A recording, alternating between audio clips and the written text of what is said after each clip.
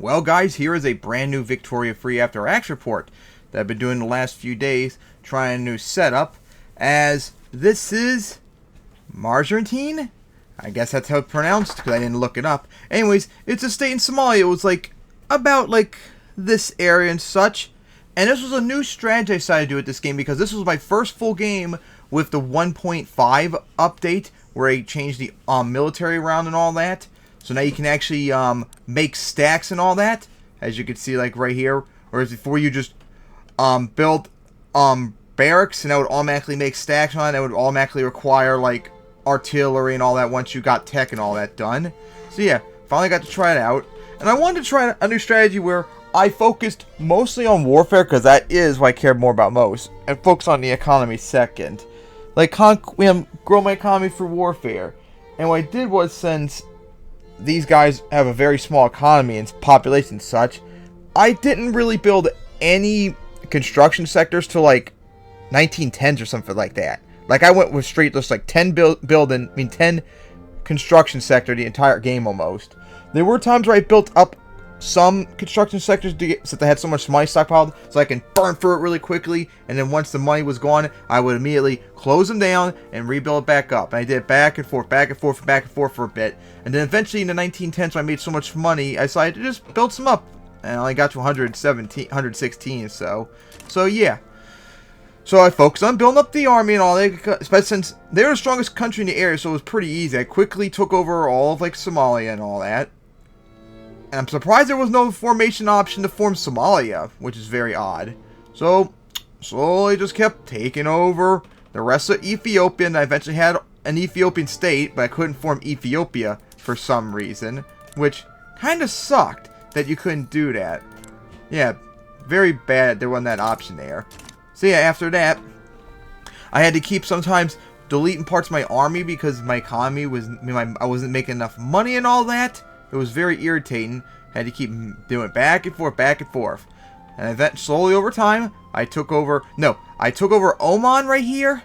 I eventually puppeted all the states here where Yemen would be. I would also that would be Oman? Yeah, it was Oman. I took this state from Oman, but I left the rest of them there, and I eventually forced them to be a puppet later on. I took over Qatar? No, I think I was Qatar. But I took that over. And eventually I annexed all my vassals down here. And such. I eventually spread out to Oceania as well. I took over parts of Borneo and such. I took over Lahore. Or Johor. So I got that taken care of. And then just recently, a few years ago, Bengal broke away from the British Empire, from British India. So I took that over just like that. That was very nice and all that. And of course, I have some countries, I think, not Nej, Macron. There are a couple states all around Oceania and such that were part of my customs union and all that. And yeah, 12th biggest GDP in the world. Very small because I mostly focused on, conquest to increase my GDP and all that.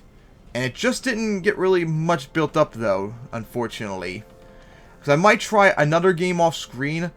This time I might do the autonomous investment stuff and see if that helps. Because most of the time I just built stuff on my own, because the autonomous investment stuff would just take all my fat construction sector and build stuff that I didn't want and make my stuff slower, which was really irritating. So I might try out and see how it does. I might try let them build whatever they want, and I'll focus on building army stuff up, universities, bureaucratic buildings, and whatever, government administration buildings. Yeah, I might try and focus on that and see how that helps my next strategy out. So yeah, guys. Although this is my lowest score in full game, it was definitely a lot more fun with the 1.5 update and focusing on the army. I'm focusing on the army because I'm a map painter. I'm a warmonger. The economy is the second concern of my game. Warfare is my main concern, and that's why Vicky 2 is better than Vicky 3. But anyways, guys, hope you enjoyed all that. And of course, here is the final results.